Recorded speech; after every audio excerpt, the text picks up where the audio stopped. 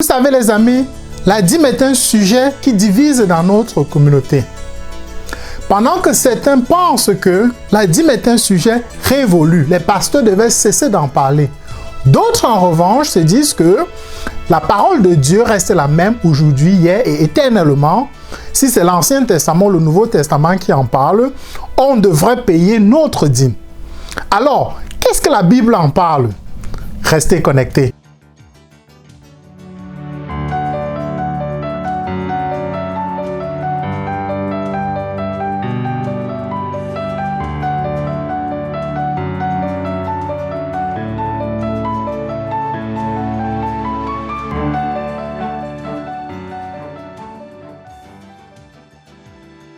Tout d'abord, pour commencer, qu'est-ce que la dîme?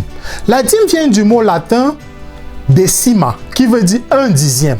Si nous remontons un tout petit peu dans le temps, à l'époque d'Abraham, dans Genèse chapitre 14, la Bible nous parle que le neveu de Abraham avait été pris captif lors de la défaite de Sodome par un autre peuple qui dominait Sodome et Gomorrhe dans le temps. Alors, quand Sodome a perdu la bataille, ils ont perdu femmes, enfants, bétail, produits agricoles. Et ils ont emporté aussi les hommes.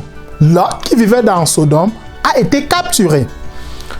L'un des rescapés de guerre, un fuyard, est venu annoncer à Abraham que son neveu avait été pris captif. Abraham décida de prendre 318 hommes et il se lança à la poursuite de ce peuple qui terrorisait environ 5 nations en ce temps. C'était un souverain sacrificateur à l'époque. Quand il entendit l'espoir d'Abraham, il sut qu'il était impossible pour seulement 318 hommes d'aller et vaincre toute une armée s'il n'y avait pas la main de Dieu. Donc il alla à la rencontre d'Abraham avec du pain et du vin. Quand il vit Abraham, il s'écria: béni soit l'Éternel qui offrit tes ennemis entre tes mains. La Bible dit au verset 20 que Abraham offrit la dîme de tout. Remontons dans Genèse au chapitre 28. Quand Jacob partait de Beersheba pour Charan, en cours de route, la nuit tomba. Jacob prit une pierre et il dressa comme chevet. Il s'endormit. Il fit un rêve. Il y avait une échelle. Le bas de l'échelle touchait la terre et le haut de l'échelle touchait les cieux. Les anges montaient et descendaient de cette échelle. Et Dieu était tout au sommet. Voilà donc Jacob qui se réveille.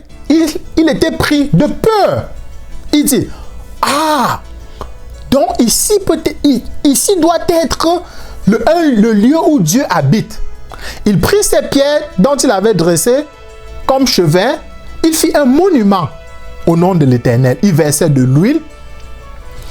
Et il dit à l'Éternel, comme nombre d'entre nous: si tu me bénis, si tu me donnes les habits et tu me permets de rentrer chez moi, toute cette bénédiction que tu me donnes, je te donnerai la dîme de tout ça. Regardez bien, les amis, dans ces deux exemples, à aucun moment la Bible nous dit que Abraham ou Jacob étaient obligés de payer la dîme. Montons maintenant à l'époque de Moïse, la loi mosaïque. Nous savons qu'à l'époque de Moïse, il existait 3 sortes de dîmes. Il y avait la dîme lévite, la dîme des festivités et la dîme des pauvres. Si nous prenons Lévitique au chapitre 27, la Bible nous dit que Dieu n'aimait pas que les Lévites puissent avoir des terres.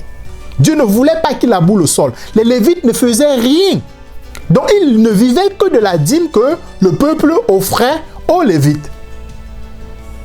Et c'est pourquoi Dieu ordonna ou fit la loi que le peuple d'Israël devait donner la dîme à Lévite. On appelait ça la dîme de Lévite. Si on va dans Deutéronome au chapitre 12, la dîme des festivités, Dieu ordonna aussi au peuple d'Israël, une fois par an, d'amener un dixième de récolte, faire la fête. L'Israélite lambda devait amener sa femme, ses enfants et un souverain sacrificateur ou un lévite. Il devait partager ce moment de festivité avec le Seigneur. Le troisième type de dîme, c'est la dîme des pauvres. Pendant la dîme des pauvres, Dieu ordonnait le peuple d'Israël, une fois tous les 3 ans, de verser une dîme, la dîme des pauvres. Et cette dîme était versée aux veuves, aux orphelins et aux démunis. Vous comprenez? Donc, si vous me suivez, la dîme des Lévites, ça fait 10%.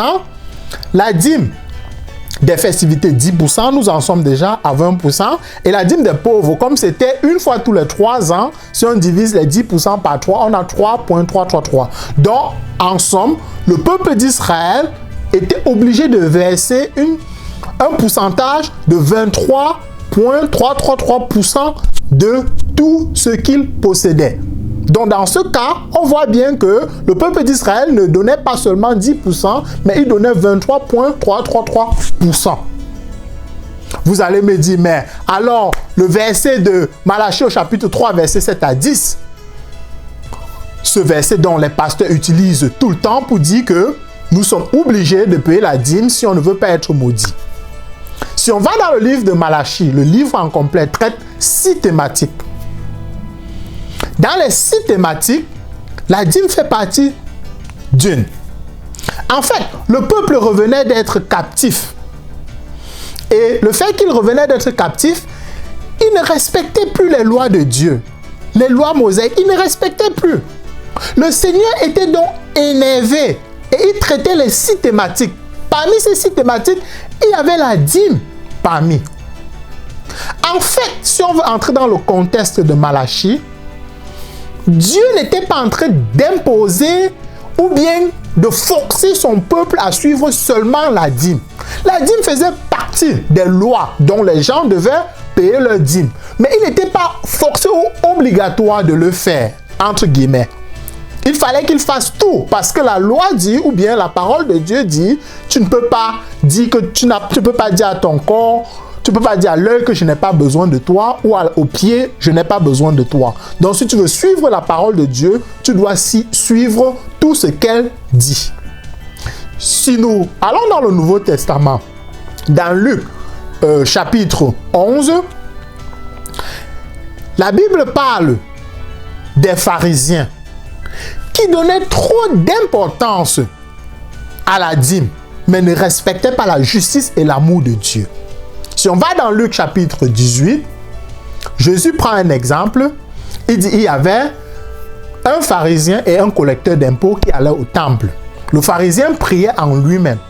Béni sois-tu, Seigneur, qui ne m'a pas fait comme ce collecteur d'impôts, ou bien les païens qui commettent l'adultère, ainsi de suite, ainsi de suite. Je jeûne 2 fois par semaine et je paye ma dîme. Dieu pointait le pharisien dans ce cas pour dire que le pharisien donnait trop d'importance à la dîme et négligeait l'amour et sa justice. Nous voyons donc que dans la parole de Dieu, on ne peut pas se contenter de faire un et abandonner l'autre. Vous ne pouvez pas payer la dîme et puis vous ne respectez pas autre chose. Vous devriez faire tout. En résumé, nous pouvons dire que au temps d'Abraham et de Jacob, ils donnaient des dîmes volontairement. Dieu ne les a jamais imposé de donner la dîme ou quoi que ce soit. Alors qu'au temps de Moïse, il y avait une théocratie, il n'y avait pas encore un gouvernement. Donc l'Église était comme le gouvernement, c'est pourquoi ils étaient obligés de payer la dîme. Alors qu'au temps de Jésus, nous avons bien vu que les pharisiens accordaient beaucoup d'importance à la dîme et négligeaient l'amour et la justice de Dieu. Dieu n'était pas du tout content. Donc, à la question, est-ce que la dîme est obligatoire? Je dirais non. Cependant, quand nous allons à l'église, ces églises, ils payent des loyers et ils utilisent la dîme que nous donnons pour payer leur loyer à la fin du mois. En plus de ça, certaines églises aident les pauvres. Alors nous avons vu qu'au temps de Moïse, la 3e dîme était utilisée pour aider les pauvres, les démunis, les veuves et les orphelins. Donc certaines églises utilisent la dîme pour aider les pauvres, les veuves, les démunis et les orphelins. Donc la dîme est importante. Certaines personnes me poseront la question de savoir, alors si la dîme n'est pas obligatoire, combien devrais-je donc payer si je veux bien la donner volontairement? On a aussi vu durant notre étude que le peuple de Dieu donnait 23,3% à un moment, à un autre moment, il ne donnait que 10%. Donc, il n'y a pas de chiffre fixe. Moi, je vous donnerai juste un petit conseil en vous disant que donnez ce que vous pouvez, avec beaucoup d'amour. Mais l'essentiel, c'est qu'en donnant, ne sentez pas une pression quelconque. Donnez parce que vous voulez donner pour aider à l'avancement du service de Dieu. Car nous voyons certaines églises aident encore. Par exemple, ici aux États-Unis, une étude a montré que seulement 37% des chrétiens payaient leurs dîmes et offrandes. Et cette dîme et offrande n'étaient que 2,5% de leur salaire. Est-ce qu'ils sont pourtant maudits? Non. Donc, je dirais que la dîme n'est pas obligatoire, mais il faut donner à l'Église pour aider à l'avancement du projet de Dieu. Merci à tous, je vous remercie de m'avoir suivi. Si vous avez aimé la vidéo, je vous invite à vous abonner, de liker, de partager et de me laisser un commentaire. Si vous avez d'autres questions qui vous trottent tabou ou mythiques, faites-moi savoir en commentaire si vous voulez qu'on en parle sur la chaîne. Sur ce, je vous laisse. À plus.